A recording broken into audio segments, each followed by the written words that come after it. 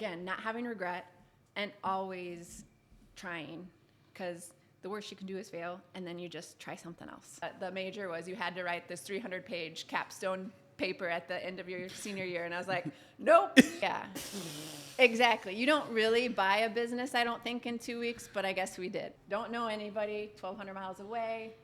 Here we are.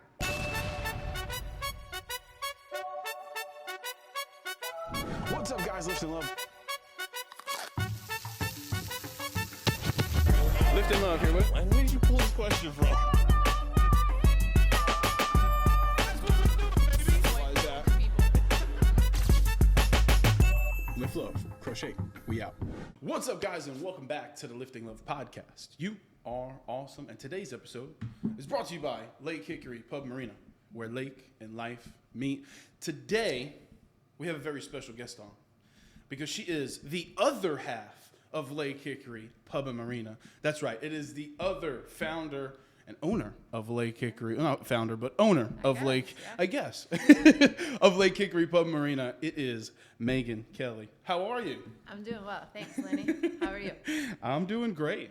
Definitely super excited to have you on. As you know, we've had your husband on, and that was just such a great episode. Got to talk a whole range of different things, in particular your guys' story, which is incredible. And I want to get to that and the hurricane and obviously everything that you guys have going on here. But first, I don't really know much about you. So, and I'm pretty sure there's a lot of people that feel that way. Probably. So for the people who do not know you, who are you and what do you do? So, obviously, new owner of a pub in Marina. As of 10 months ago. But before that, my history has been, the last 18 years, I've been a nurse. Wow. So anywhere between, I did about 15 years in labor and delivery, and then the last 3 years more in the health and wellness sector and private wellness clinics in Minnesota. Wow. Raised two kids. We now have a 19-year-old and a 17-year-old. So both of them are now graduates of high school. So yeah, right? Next stage in life. Just trying to figure out what they want to do next in their life. So kind of, we've done all that we could to kind of let them figure it out, and now it's on them, and just to support them as much as possible. So that is kind of, that ends, I guess, the little bit about me. Yeah. So well, let's talk about your nursing years. How'd you get into nursing? Yeah. What was that like? Well, I started off going to a 4-year college in Iowa, and that's where I met Dan. So we met, I think I was 18 and he would have been 20. So we've been together for 23 years now, a little bit longer than that. Wow. And then he lived a couple floors above us in college. So about 2 years in, maybe a year and a half, I was like, I kind of had a midlife crisis when I was 20. Didn't really know what I wanted to do. I went to college thinking, criminal justice. I really liked that sector. I hate writing papers. And the first meeting we had was about the major was you had to write this 300-page capstone paper at the end of your senior year. And I was like, nope.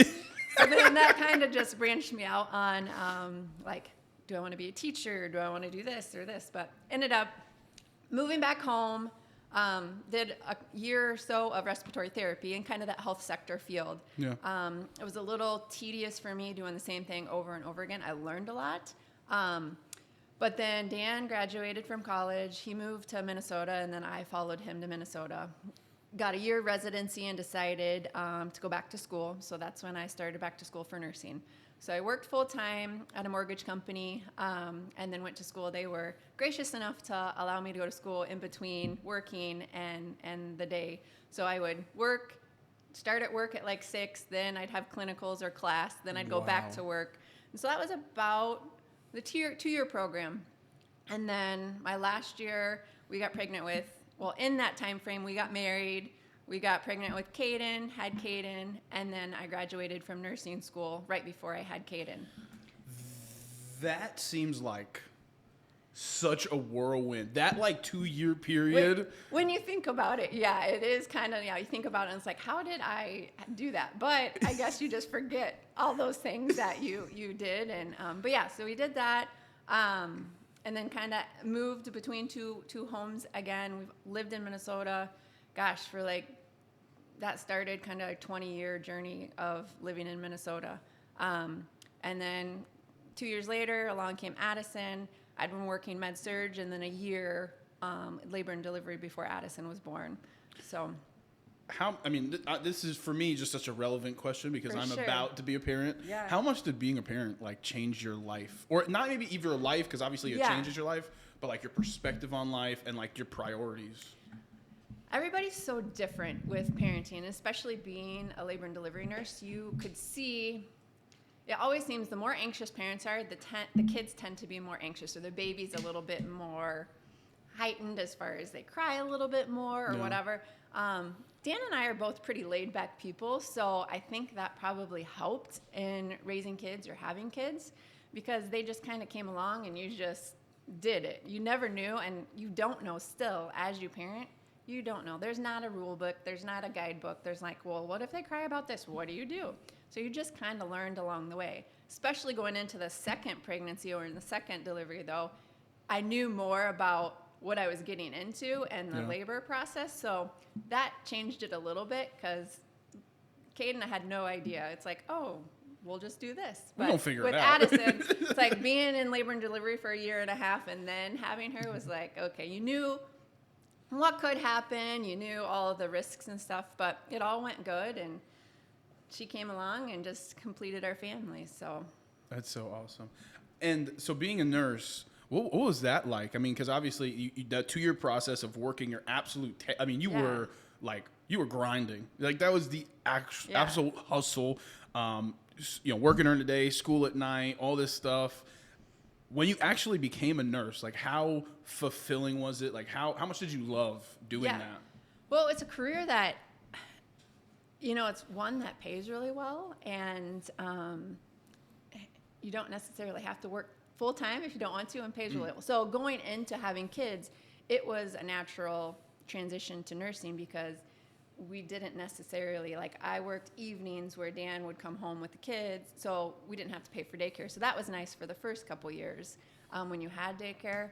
And then you could kind of make extra money if you wanted to, as far as nursing goes, and kind of how that works, pick up extra shifts if you needed to, so if you needed extra spending money. But it did go hand in hand with raising a family and allowed us the flexibility.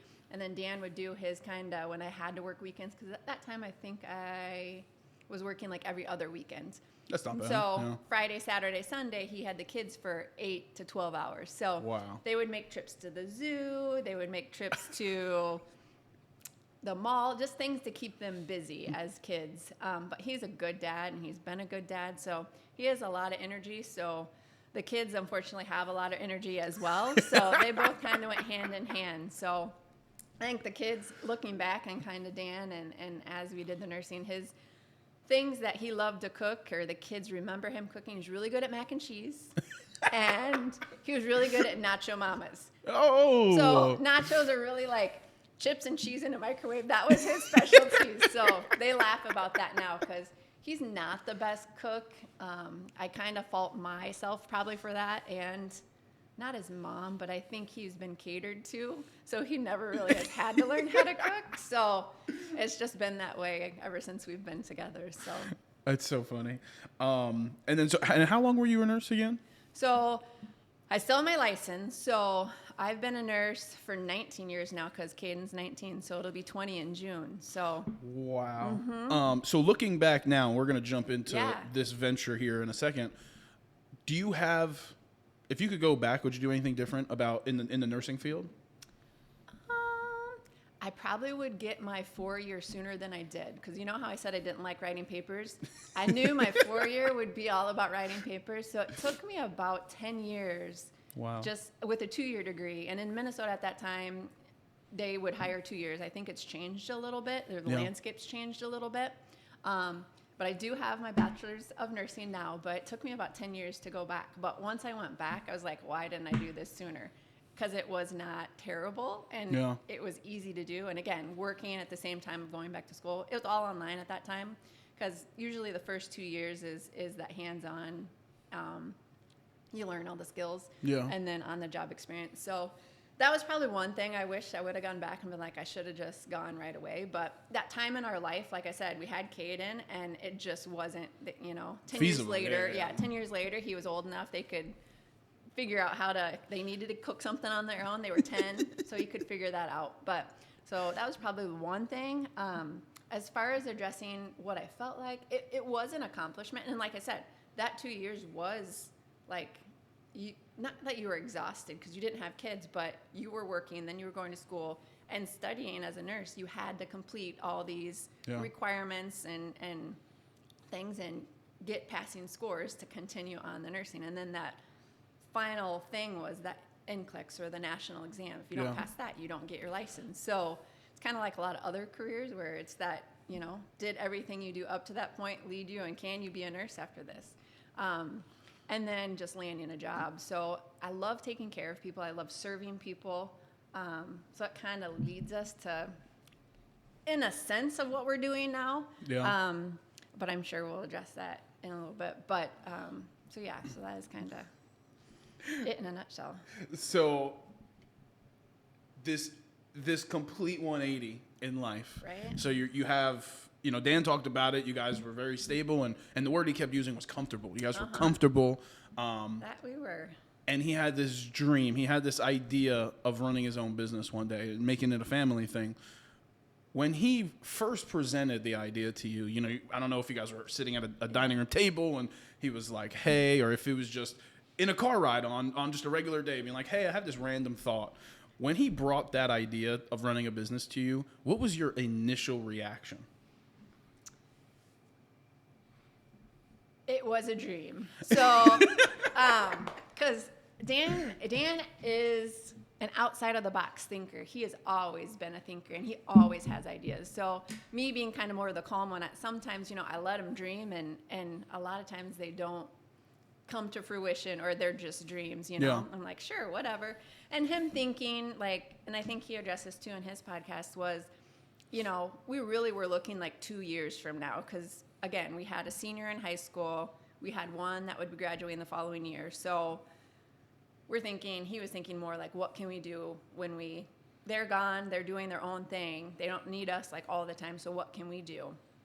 So that really was my mindset, was like, sure, look, 2 years, we got 2 years. A lot can change in 2 years. And then he was really serious, because I think it was in October. There were some things going on with his current position that he was in. He's always loved what he's done, and he's found purpose in it. So it's not that he wanted to find a different job, but this was just something that he, I guess, like you said, had a dream, and he's like, hey, let's try this. I'm like, okay, start looking. So again, he looked anywhere between RV parks, golf courses, and then we've always lived on a lake. We lived on a lake in Minnesota, and we are water people. So the kids always have grown up on the water. Yeah. And that was just our life, as much as you could in Minnesota. From the time the ice was off in Minnesota till October it got cold again, you were on the water, and that was our weekends. Yeah. So I said, sure, go for it. And that's kind of when he's narrowed it down to kind of the marinas. And I was like, well, that would work perfect. And so that, and he's been looking when he'd travel for business. There were a couple that he would be able to go and visit. And I think he was in North Carolina in December for business in Charlotte. So he had driven up here and looked at it. And we had those certain criteria, like we needed, a good community. We needed things to be local. Like I didn't want to have to be driving too far away, because we do have kids still living with us, and just the convenience of things. So there were some criteria as he was looking, but we were open to anything. Yeah. And then January hit, December, when he came back, and he's like, hey, I found this marina. I think it's perfect, or, whatever. And we're talking marina, not marina and pub at this time. Yeah. So let me ask you, did when he came home from that trip, did you see the fire in his eyes, like how excited he was about it? Yeah, we had looked already at a couple look marinas in Minnesota, and a couple marinas. I think he'd looked in Illinois, but it still wasn't a reality. But I could tell he was. He gets excited about a lot of things, so it's like it never really it it's like, okay, let's just like tone it down a little bit. We'll go. So yeah, he was excited and he wanted to get me back here and see it. So. And then from there, obviously it's not like an overnight thing. You came out. So we kind of in that time frame, we had Christmas. He wanted to come before Christmas and it just didn't, like, logistically, it was too much. So I'm like, okay, let's just book tickets for here. I think we came like the second week in January, and that's the first time I'd ever been to North Carolina. So like period. Ever, yeah. So we travel, but I guess the southeast corner of the United States, we just never traveled much in. Wow. And so Florida, yes. I mean, obviously Coast. Disney, all that stuff. Yeah. But as far as like the Carolinas or anything like that, we'd never been this area. Not even for like Myrtle Beach or something? Wow. No. That's interesting. Yeah. So it just was never on our to-do or bucket, like, let's go visit here. We've always heard about it, but we just hadn't gotten there. So when you came out, first off, before you come down, now it's a reality. You're going to see a place. Obviously, nothing's set in stone. What's the first thought? And then when you get out here, when you actually immersed yourself in a community, what did you think? First thought was, as far as when we booked tickets and we're going to come, we're like, sure, it's still a dream at this point. You know, who knows? Yeah, exactly. There's a lot that has to happen in buying a business and stuff. So I'm like, I'll go again. Just go along with Dan and kind of appease him. So then we got here. For sure, the weather. It was January. We came from Minnesota when it was like in the teens or the single digits. So you come from a snow-covered state to a state that was sunny. We took the boat out. So it was way different. And so that was the one thing, like, okay, it's not so bad here. Is this what winter looks like? Not so bad here. So that weekend was just more kind of not investigating, but really kind of seeing. Just like Sherlock Holmes.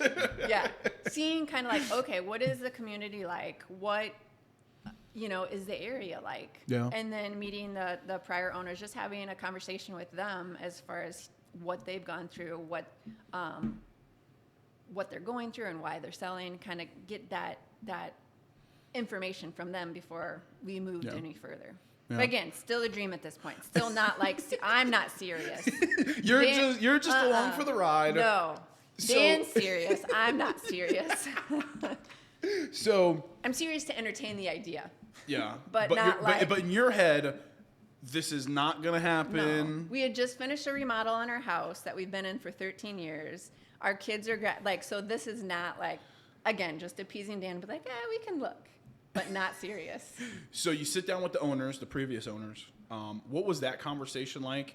And really, when for you specifically, when did it get real that, this is a real potential opportunity? Still not serious that weekend that we were here.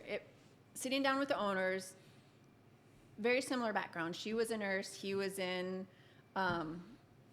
just corporate America working as well. So similar backgrounds, and they had the business for 8 years. Wow. So they had converted, and they really set us up. If we were going to be serious, they had really set us up to be successful because they had redone a few things and things like that. So coming in here, we knew we still had to do things, but it was already like you could come in and not have to do anything and have a business. Gotcha. So having the conversations with them, just kind of getting their take on everything. Very nice couple. And then we got home, and probably it didn't really become real until we really kind of started putting the numbers together. And I think we had more serious conversations. Be like, okay, what does this look like? Where are our finances? Can we do this? Can we not do this? Is this a good time? And probably when, still you put in that offer, still not real because you don't know, but more real than it was before. And then after the conversation, how long was the time period from your travel out here and speaking with the owners and being in the community that you guys actually put an offer? I would say when it was a very good communication. It was two-way communication with the previous owner. So that was very nice. It was probably a week and then finalized 2 weeks after that, the final offer. So Yeah, exactly. You don't really buy a business, I don't think, in 2 weeks, but I guess we did. So, like, initial first question, what the heck Right. is going through your mind? Not only putting an offer in, but realizing once they accept it, Yeah. What does that oh mean? my gosh, Yeah. we're about to move 1,200 Yeah. miles. That is true. I'm going to step back a little bit because I don't like change. So this is big for me. My kids, they've never had a lot of change. They've lived in the same house all their life. So Wow. they maybe moved when they were 2 and 3, 2 blocks away. That's the biggest change they've had. Wow. So I was hoping, again, that they wouldn't be on board and then it would be like squash. Because that was a big change, like Yeah. moving from Minnesota, away from family, away from friends, to a place I've never been before. So Not still- only never been. Dan Yeah. says not a single person in the Correct. state of North Carolina that you guys knew. Correct. That is correct. Don't know anybody, 1,200 miles away. Here we are. But again, I was hoping the kids would be my saving grace. Kids, just say no. However, That did they not were happen. not. They were like excited about it, and they were like, "Yeah." And Caden was like, "Yeah, I'm a senior. We haven't done anything. Let's do it." Did Like, you okay. think that there would be pushback? I thought they aren't big for change either, so I did think like they would be like, "Yeah, no, let's like not do this." And I Yeah. was like, "Okay, then that would have been like 3 against 1 versus like." And family's important to us, so we did have that conversation because it's a big change. It Oh, would be a big change. yeah. So before we even kind of put in the offer, really started getting more serious, we did have that conversation with Caden and Addison because we value their input, and Yeah. it's going to be. I always say there's points in your life that change the trajectory of things, and this was going to be huge for them. So we did have that honest conversation with them. We had honest conversations with our other family members too, because it's huge. I mean, like I said, Yeah. 4 hours is different than 17 hours away from family. So it was big for me because Yeah. family's always, and Dan too, family's always been super important to us. So it's going to be a big change. My parents were retired, his parents were retired, so not as big a change because we knew they could travel here, but we still have siblings that have kids in school, so they are not as free to travel the country. I'm genuinely curious because we kind of talked about it with Dan. What was, because you guys are very close with the family, you put the offer in, you talk to the kids, put the offer in. It seems like, okay, wow, this is really happening. Did you sit down with your whole family, and what was that conversation like? How much like resistance did they have, or input, I should say, did they have? I would say we had conversations with them via phone calls and probably FaceTime. Dan's dad is a dreamer as well, so he had no qualms about like, this is an amazing opportunity. Yes, you should do it. Yeah. His mom's a little bit more drawn back, not pessimist, but like more like, what are you guys doing? You know, Like a realist. a realist, Yeah. exactly. And then my parents, again, our families have always been super supportive. So there's never going to awesome. be like, oh my gosh, you should not do this. Yeah. They're just more realistic. And my parents had owned a business before. So they're like, okay, we'll just look at kind of what this would mean and et cetera, just so you see the big picture. Yeah. So we did have conversations, but again, super supportive. No one ever said, what are you guys doing? You should not be doing this. So Do you think that they didn't think it was going to happen? they know Dan, so once he kind of gets an idea, and this is probably the first like true idea that he's seen, not idea I should say, but he was very passionate about. And you asked like from the time we put in the offer to the time we got here and kind of how that transpired. So you kind of think about life, and I'm a true believer in like things happen for a reason. For and sure. it just kind of happened. Like everything fell into place. So you have to believe that, you know, faith was a big part. And like, okay, if this is truly like, there'll be signs that let's hold back. Let's not do this. But there was Yeah. nothing. Like Wow. everything fell into place. So it's like, you know, the song like Jesus got the wheel.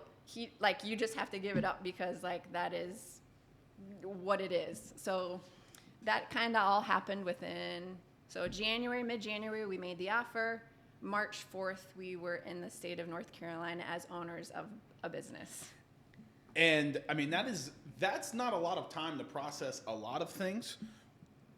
What was you're driving down. Yeah. What is your thought process? Are you freaking out? Yeah. Are you excited? Are you like, what's going through your mind? I think Dan addressed it a little bit when you told people like what you're doing, and everybody's like couldn't believe, like, what are you doing? So again, we had to sell our house. We had to figure out what to do with the kids in school in like a 2-month period. Wow. We both had really good jobs. I loved my job. So, that was hard to give up something that is consistent and someone pays your paycheck and you have health insurance to, hey, this is what we're going to do. Have no idea what it looks like, have an idea of kind of how you'll survive. But it was just really, you leaned into, your faith. You leaned into how everything went down because our house sold before it hit the market. Whoa. Our house. Your house sold before it hit the market? Lake property in Minnesota is nice because you don't have very many in the metro area. So that was one thing. And again, I just told you we remodeled. So it was updated. It was updated. Yeah. We had done everything in the last 13 years that we wanted to do to the house to get it to where we want. So now it would have been, if we would have stayed, it would have been just nice to be on we didn't have to do anything to it. But that was not the case. So... and then we had some challenges there too. So it sold, and then it didn't sell because they backed out, but then it sold again. So this was all before it hit the market. So it sold twice before it hit the market, which was great. Again, it afforded us the ability to be able to take the risk of buying this business. So I guess we were preparing for this. I don't know. So Dan talked about in his podcast, he had a moment. Like, it didn't hit him until he got here in the U-Haul truck that he didn't know a single person in North Carolina, went and kind of didn't know what to expect or what was going to happen. Did you have a similar moment? Was it maybe when you guys first opened, or was it just kind of getting here? What was that moment like for you where you were like, oh, like, we just did this complete life change and there's no going back? I am a very flexible person, so there's not too much that gets me riled up, so I kind of just go with the flow. Mm-hmm. So I don't know if there was one true moment. I think, because everybody was kind of like, they say you have those newlywed moments. So I think that first 2 months, everything was happening so fast between selling the house, selling things, getting kids lined up with school, making sure everything was taken care of, that we really didn't have time to process. Given if we would have truly bought a business how people normally buy a business, I don't know if we'd be here. But true. Or I wouldn't be here because you really didn't have time to process, what did we really just do? Yeah. And that still is to this day, what did we really just do? Because we got here March 4th. We opened business March 15th. So that first 2 weeks here, we were learning how to buy food. We were learning how to run the cash register. Again, we've both been servers. We have never owned, nor bartended, nor cooked food for the masses. So that was a big learning curve in the first 2 weeks, even the first summer. So there was ups and downs the summer. But I would say if I have to go back, the one moment that I don't have regrets, but how things played out. Caden came with us. He did online school and finished his senior year online. Addison, we'd had the conversation since we put the offer in and accepted that, what do you want to do? It's your junior year. She was in volleyball. You want to stay here? We had friends that she can stay with, or do you want to come with us? So we could do both. She made the decision to stay in Minnesota. So actually, Caden came with us. So we left that morning of, I think we left on March 1st, a Friday. We got the truck loaded up that week, and then Thursday it was fully loaded. That Friday was the last morning in our house. So we left. Caden came with us. His truck was loaded. The U-Haul van was loaded, and Addison was going to school because she chose to stay back in Minnesota. That was probably the first, oh, this is not a great move, or this was a bad move as a parent, because she went to school. She came back bawling. She didn't make it to school because she's like, and again, we'd had this conversation for 2 months just trying to prepare, but I think it was that realization that we were leaving her. And as a parent, you just felt terrible. Because again, we were going 1,200 miles away from your child that you're leaving back in Minnesota. Yeah. So that was probably a moment like, more so like, what did we do? Versus like, okay, we got this. And so you actually brought it up, and I was going to ask, not having any experience in this field, obviously, like, serving's one thing, bartending is a whole other thing. Then being a business owner and running the place is a completely different thing. Do you think it honestly gave you, both of you guys, an advantage not having any experience? Because most people come in with a skewed view or bad habits or things that could stunt their growth on the business side. Do you think it helped that you guys had a limited experience, but in the grand scheme of things of owning a business, not having that relative experience? I would totally agree with you, because not knowing what we didn't know, again, we probably wouldn't be sitting here if we would have known all of the work that went into this last summer and continue the work that goes into it. There's a lot like that has happened, and we'll probably address that. But like, as far as this summer, learning, again, new people, how to run a business, food costs, how to make money running a business, things that we didn't know. So I think not knowing helped us. Yeah. Dan and I have both been, we complement one another, so I think that works as well. He's kind of the go-getter, and he will always be the face. And then I feel like I'm the anchor. Not bad that I anchor him down, but more like I put things into perspective, or when he's too far out in the clouds, I kind of bring him back. Yeah. Because there's, like, he could be working 24 hours a day and not ever sleep. He almost does that now. But, so more from just like overall life balance. And we're getting there now that we've been in business like for 10 months, but there's still things we don't know. And you just kind of, it's your business, and we're just kind of trying to learn it the best we can and take people's opinions and make things better as we can. And some things don't work, but we do love feedback, both positive and constructive. Yeah. Because you can't grow and you can't build a business if you don't know what's wrong. What did you think owning a business was going to be like compared to what it actually is? Again, Dan had addressed that our life was really comfortable. So he worked full time, and I worked, raising the kids. And then I worked, for the majority of nursing, I worked 3 to 4 days a week. So not true full time. And then the last year, it was 4 days a week. So I had my days off where I could get stuff done or whatever. I think I have never worked harder from March 4th to like the hurricane, I guess I should say, until September. Yeah. Learning things. Like, this summer was just a blur, where we would get up, again, learning the business, not knowing if we were doing things right or not. I mean, doing things wrong. We were, but there were nights where it's like, it would be midnight and you're still like trying to wind down. You woke up at 7, trying to start the next day. So we worked harder this summer than I probably have ever worked in my entire life. Not that I'm not a hard worker, but just, I think, the brain capacity and learning new things. Yeah. And knowing you don't want to fail. But on the other side, I mean, failure allows for growth. So I'm sure we did fail at a few things, and we still are failing in a sense. But again, allowing us to shift and change, again, allows for growth. So that's when I think about owning a business. Again, I don't think of failure. That was the worst thing, I guess, when you ask kind of how I could do this. Failing is growth, as I said. So if we failed at this, it was a low risk for us. It wasn't an absolute, like, this would be the end of everything. So it was a risk. We're at a point in our life where we could take this risk. And that's, I think, what I leaned into, because if it failed, we could go back to what we were doing before.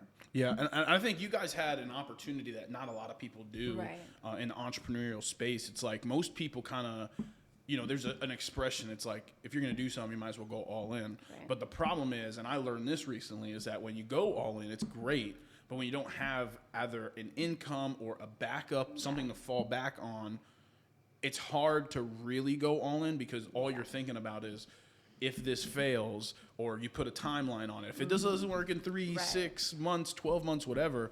So I think it kind of gives you guys a competitive advantage, because if you fail, you just go back to what you've been doing the past 20 years. Yeah.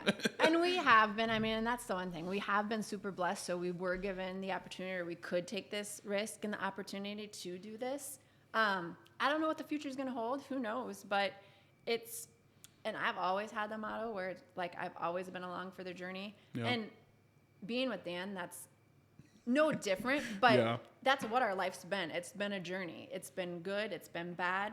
But if you don't do things, and Dan addressed this too, so if you don't do things, you don't want to have regrets. Because I think that was my biggest thing going into it. And it's like, if we didn't do it and I held back and I was the one who said no, it's like, well, what would that mean in the future? Would we regret? Would he regret, not doing it and always have that regret? So just not having regret in life and just trying something new, I guess, is what allowed me to make the change. Because again, I don't like change. So this was really hard for me to do, especially away from family, friends.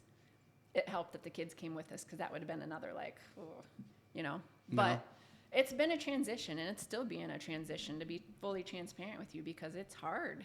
I mean, not having friends and family, or learning new places, and coming into a business where your summer was all your business. You never really left here. And again, we don't leave here because we do live here too. So that's another caveat where you don't necessarily have a break sometimes. Yeah. Because personal is business, and business is personal, because you guys really bet the house on it. No pun intended of you selling your house, but like you really bet the house on it, and you left everything. A question right before we get into the hurricane, because me and Dan talked about before Helene, after Helene, it was obviously devastating for you guys and a lot of people in Western North Carolina. But there seems to be this ongoing trend of people I talk to, especially people I've had on the podcast, of having supportive partners. And I'm blessed and lucky enough to have an amazing and supportive wife and partner in just life. How important do you think it is to not only you and Dan in your guys' relationship, but to anybody who's out there as an entrepreneur or just living life, having a partner who not only supports and believes in you, but like you did with Dan, taking action and like being able to do something maybe you're uncomfortable with. I mean, you were 100% uncomfortable with the change you guys did. But how important is having a great support system in a partner, do you think, to people succeeding, or in your case, succeeding in just life in general? Yeah. I think it's very important. I think it starts with family and kind of how people grew up. Sometimes it's great. It's great growing up. And I think it started from early on for both of us. We always had the support of our friends, of our family, of our grandparents that spoke life into you and that encouraged you. So I think that always helps. Whether, again, not everybody grows up with that, but there's people out there that you can seek to find that, and then finding that person that can continue that. Where for me, it was Dan. So finding that support, communication is key. You need to have those conversations, whether they're good or bad. If something's not working, you need to be able to talk about it. So I think us being able to talk, and we have our quirks where I'm probably more of the silent, I can give the cold shoulder, where Dan just wants to talk. And sometimes he knows to leave me alone for a little bit, and then we can talk about it. But I think it is really important, whether it's a partner, whether it's friends that support you, in order to be successful, or just speak, like I said, words of encouragement to you. That's what you need sometimes, is just like when you think you're failing, you're probably really not failing, but it's that talk in your own mind that defeats you the most. So I think if you can have those people around you, whether it's family, whether it's church, whether it's, your partner, your significant other, to speak those words of encouragement and truth, and you can do anything you set your mind to. And I think that's kind of our view as well, Dan and I, and that's how we've grown up, is, again, not having regret and always trying, because the worst you can do is fail, and then you just try something else. Spitting knowledge. I love it. Okay, so jumping right into Helene. Dan talked and said that, you guys were kind of hitting a groove before Helene. Yep. Obviously, things weren't working. Things were working, but you guys had a lot more positives than negatives as far as creatively and events and, just like the overall revenue and how it stand at the marina, in the pub.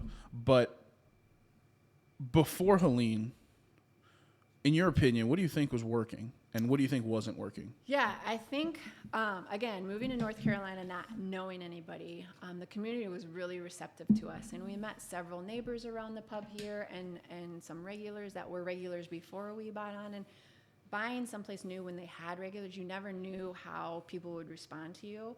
But everybody was so welcoming and loving. And they always say it's Minnesota nice, like everybody is Minnesota nice. But I think North Carolina has that too. Yeah. And I think the one thing that survived us, or that allowed us to survive during the summer, is that support from the community and the people around us, just checking in on us. Hey, how are things going? Yeah. A lot of it was just leaning on each other. There were moments where Dan and I both looked at each other and was like, what did we do? But to keep going. And I think that's the one thing. Both of us are hard workers, and we'll keep going to try to make anything work. So I think that helped going through the summer, just learning how we could do things better. And Dan he was grinding. He still is. And he is not that I don't help, but I would probably say he is the instigator of the business. I'll be support and stuff, but and we both want to succeed, but he probably wants to more so than I do. Not that that makes any sense, being truthful. And that's probably bad to say. I don't know. But I don't have a passion for business. That's just not me. I mean, I love people. I am a lover. I love people. I love serving people. So this is a good niche to be in.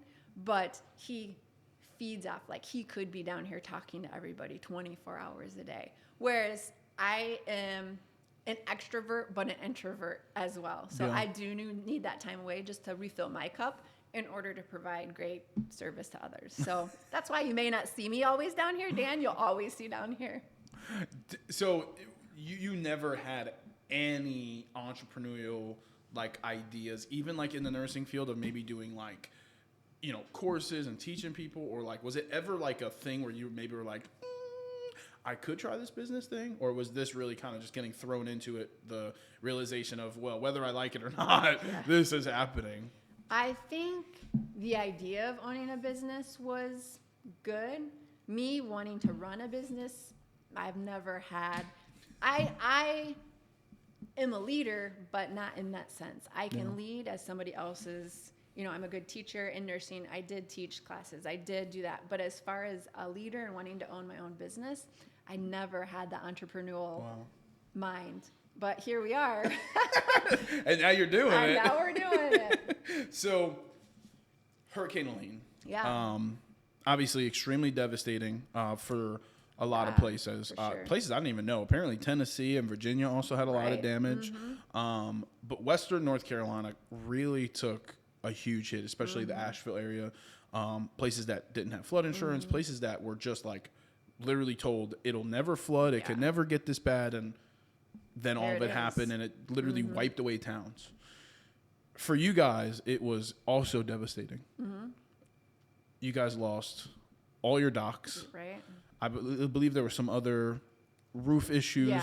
What was that? Can you just talk about the morning or the day after Helene? So to tell you the truth, I was not actually here. So I was in Iowa visiting. I had a niece that was born in June, and with the business in the summer, I had not seen her. So because family is important to me, that was the week that I went back to see now my 3-month-old niece. What a week. What a week. It started out great.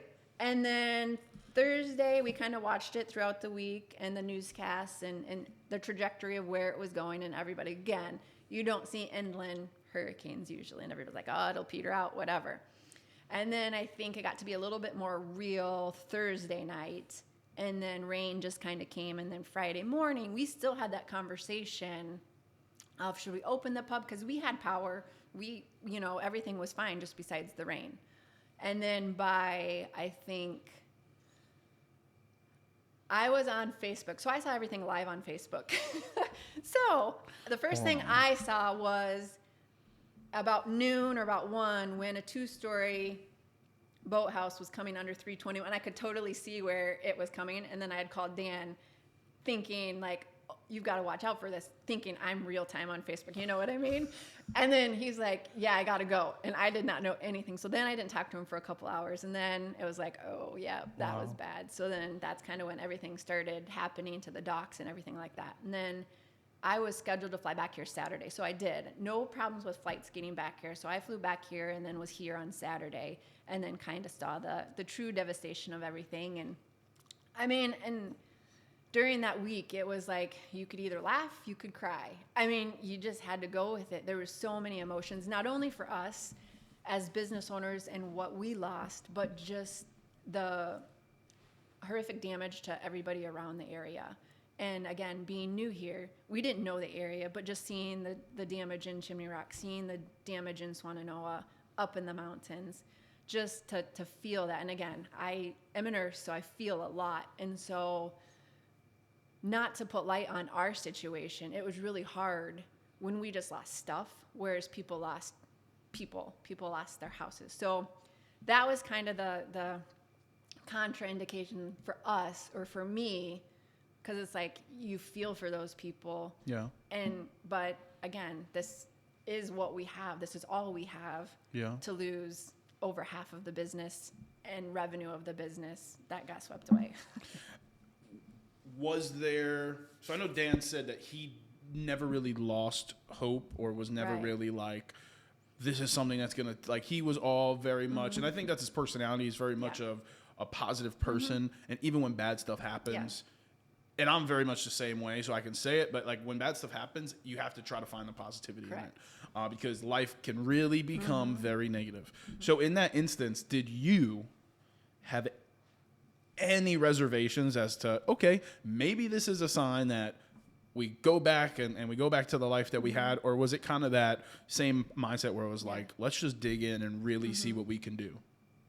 I think it is like Dan's. I try to see the positive in everything, and going back to things happen for a reason, and I know that sounds cliche, but you do try to see, okay, what does this look like for us now? I never thought going back to Minnesota was the answer. Yeah. So I didn't lose hope. How we go about it now is a little bit different. And it just brought more stresses along with owning the business and how we navigate that world. So no reservation to go back at all? No. I mean, there's always an inkling to go back to what you knew because it was comfortable. Yeah. But there's no going back once you start something, because it wouldn't be the same. So, and that's kind of what I have to tell myself, because there are days where it's still like, I do miss my family, I do miss my friends, but we are doing something good here as well. So it just gives us an outlet. Not sure what that is, and not sure what the end of the story is, but hoping it's good. Yeah, and I'll say this too about the hurricane, and I stick by this statement. As rough as it was and how much damage it caused, for you guys specifically, it created a lot of buzz. It did. It, like, I hate to use the word PR, but like I feel like a lot of people know who you are just by the devastation that happened here. Because I mean, it's not every storm that you lose an entire dock. Right. Do you think that played a part in not only like viewership or like people coming to support, but like really, is that when you felt like the building of this really strong community? I would say the start of the building of the community started in the summer. So that was a good thing. And it continued after Helene. I don't think we truly know what it's going to be like until this next summer. Because I think because we are such a seasonal, there are so many people. And who knows what this next season will be, if there's debris on the lake or what people will find. So I think that's still the unknown. I do think it helped because there are people that didn't know we were here. And they're like, people checked in on us, or people just stopped by to see you know what I mean? The dock's not there. Because so many people go by on 321 that when you see something always there every day, you don't miss it until it's gone. And then it was gone and people really noticed. And it wasn't even that. Like, yes, there were docks there, Yeah. but there was also like this gigantic boat. That's true. We do have to figure out what is our icon now after that has gone. What this marina is going to be like now. You just need to get another massive boat. We have to do something. I don't know. If you're watching this and you have a massive boat anywhere on Lake Hickory, we need to we'll put Christmas lights on it. We'll put St. Patrick lights on it. Because that, for me, I've been here. Wow, holy crap. It's about to be 3 years this summer. As long as I've been here, that boat's been that there. boat has been there. It's so weird to not see it when you drive by. So the hurricane did, like we said, it did so much damage.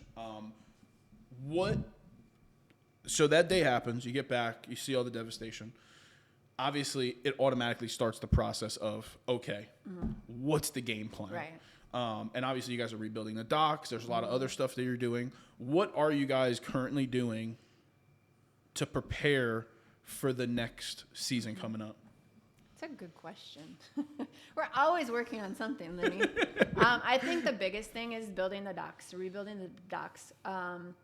And Dan's worked really hard to get that in place.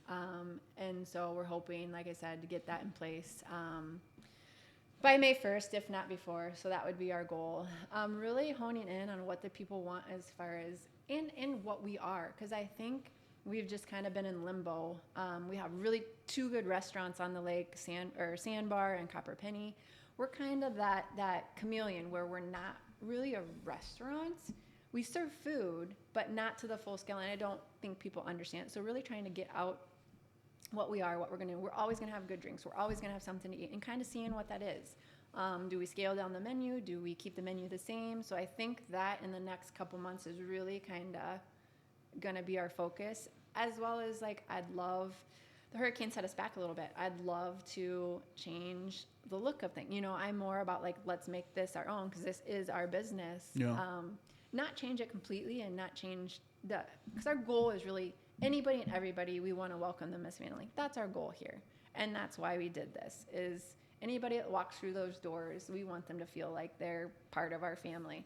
And I hope people get the feeling of that, whether it's me down here, whether we've hired some great bartenders and staff. So I think that's been really good and what's been working well for us. Yeah. And that's how we hope to continue. We're a small, quaint place that you can go and have a good time and just relax and be by the water. Led me right into my next question. And you kind of spoke on it a little bit, but for someone who's never been here, maybe they're watching this right now, just genuinely curious about your guys' story. What is that thing that you could say to them that separates you guys from maybe just any other restaurant or any other marina that's on the lake? What would you say is the thing that separates you guys from everybody else? I think it's a small feel, first of all. And when you walk through that door, hopefully you feel welcomed. And this is, like I said, small business. Hopefully get to know your story and you keep coming back and get to know our story as people, as humans. And just being supportive as a small business. I know we try to support other places and other businesses as well since we moved here. And then hopefully we'll get that in return. But we just want everybody to have a really good experience, whether they have food, whether they drink, and just have a place to go when they're having a bad day, when they just need someone to chat with, or even just kind of relax out by the water. We have plenty of seats outside when it starts to get nice, or even when it's not nice. You can always come and sit on the patio. So that's really just welcoming and inviting anybody and everybody here that comes and visits or walks through those doors. So last couple questions for you. And Dan talked about this on the podcast, and he talked about relationships, like building those relationships, not only with the communities, but even the people who you've never met come through the doors, the regulars, regardless of what they do here.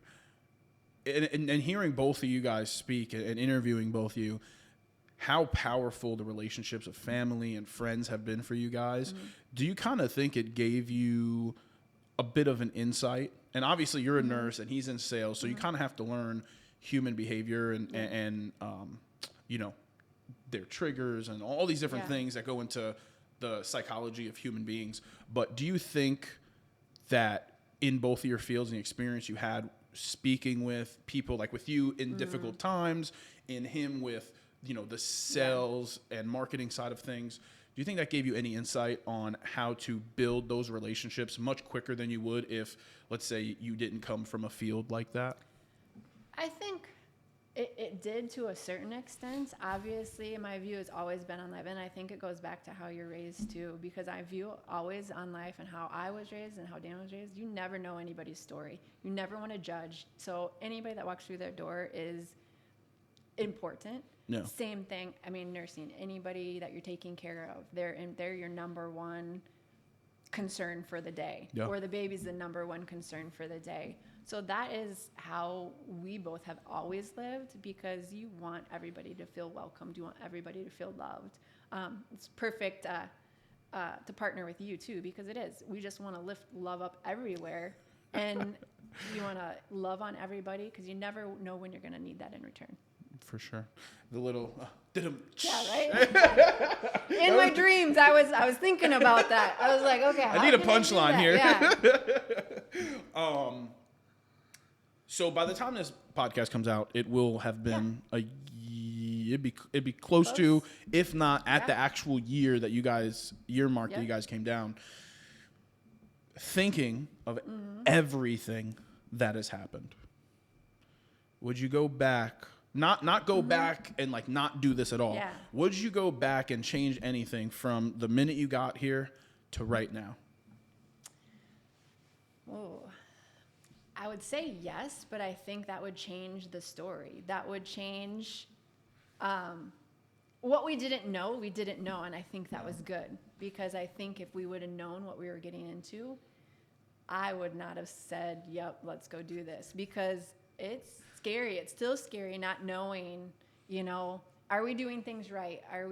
We've done things that have progressed and I think will make us more successful as far as technology and getting a point of sale system that gives us numbers and data. So learning that standpoint, getting people in our corner, or like people back home always said, like, Dan was never kind of the fixer. He never grew up or never learned how to do that. I grew up with a family that my brother fixed things, built things. My dad built things. My stepdad built things. So I always had someone to go to, be like, okay, how do we fix this? Yeah. And now being down here all alone, it's kind of like, well, YouTube, or we got a guy. Dan has learned a lot, so I'm going to give him some credit. So we've done a lot where now we can tackle things, the both of us. Yeah. But I think it's allowed us to grow together. Again, supporting each other. There's days where I have bad days. There's days where Dan has bad days, and just saying, hey, we can get through this if we support each other. And again, family is important too, because they're the ones that speak life into us when we're like, oh my gosh, what? And they've visited. So that's probably been the best thing that they've been down here too. So, and again, friends around the area that we've met and learned, that has helped a lot. So I want to go back to the beginning of you answering that question. If you would have known, if you would have seen in a big crystal ball all the events that unfolded before you guys made the offer, would you still have made the jump? I don't know if I can answer that question, Lee. She's bleeding the fifth. I know, because I look at it, it's so hard to go back and say that, because we're here, we've experienced it. Yeah. It's changed how we look at things, but would I have changed? Again, it goes back to the no regrets. I don't know. Because you don't know if it's going to happen. Correct. Until it actually does happen. Like, you don't know a once in a 100-year, 1,000-year hurricane or storm is going to come and take your docs away. You don't know all these things are going to happen. Or, I mean, you don't even know if the community's going to embrace you. And who knows if we would go back and say, yep, I don't want to do this, where our life would be now versus 10 months ago in Minnesota. So you just kind of got to move forward and pull up your bootstraps, and if things don't work, you just keep going. So it's like a catch-22. It is damned if you do, damned if you don't type of deal. So last thing I got for you before I ask you to shout out to social media, we always end the podcast off with positivity. Brand's called Lifting Love. Try to inspire, motivate people. For someone watching this, whether they're a business owner, maybe they're not a business owner, maybe they want to take a leap of faith like you and Dan did, and maybe they're a little hesitant. Whatever that might look like for somebody, what is the best piece of advice that you can give to someone watching this podcast right now? Yeah. I think it really is to look at the journey and where you're going, not look too far ahead, but to enjoy the journey. Take every moment as it comes. You can't look too far ahead. You can't look in the past. Enjoy right now. Remember to breathe. And then surround yourself with people that support you. Absolute last thing. Where can people find you guys? How do people reach out to you? And if you guys have any cool things you have planned for 2025 as far as events?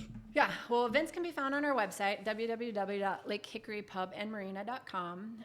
We do have a Facebook page and an Instagram page. Those icons can be found on our website. I think Instagram is LH. I don't even know what our Instagram is. I'm almost Something. positive Just it's look up LH Pub Marina. Yeah, I think it's LH Pub Marina, and then Facebook's just Lake Hickory Pub and Marina. Stay on Facebook. Dan will keep you updated. I'm sorry. After you said that, I have one more thing. Yeah. So sorry. 2025. Yeah. Always got to look at the year ahead. What does the year ahead look like for you guys? And knowing all the trials and tribulations you guys went through this past year, kind of hard. Right? Kind of hard to top that. So being now that it kind of seems like you guys are at like this like rock bottom, if you will. Yeah. No other term I could think of. Right. You're at this rock bottom. You guys lost almost a half of your business to the hurricane. What does 2025 look like? And how excited are you knowing that can't really get much worse? Right. I think 2025 is going to be more growth. I think we're going to learn more about the business, more about the community. Hopefully you guys will come and meet us. See our story. That's really what we're about.